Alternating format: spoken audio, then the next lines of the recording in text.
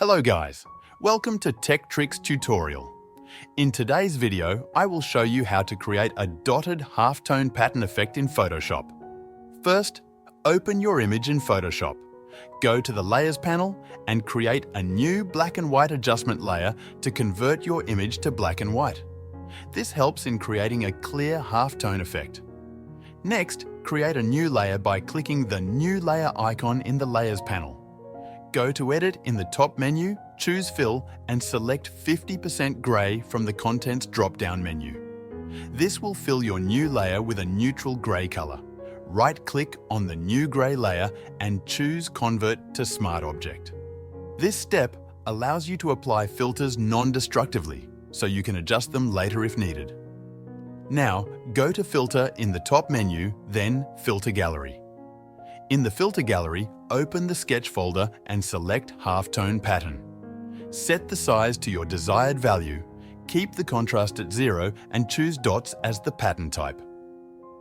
Click OK to apply the filter.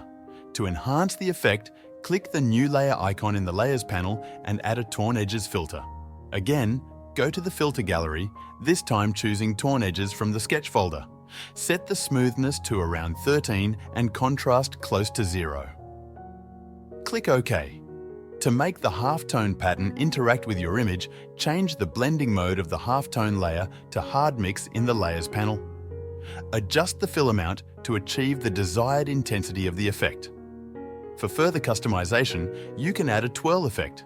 Go to Filter, then Distort, and select Twirl. Adjust the angle to your preference and click OK. This method ensures accurate and predictable halftone images, and since it uses smart objects, you can easily replace the main image while retaining the halftone effect. If you liked this video, don't forget to give it a thumbs up and subscribe to our channel. Make sure to press the bell button to be the first to know about our new videos. What other Photoshop filters would you like us to make a tutorial about? Let us know in the comments below. Thanks for watching.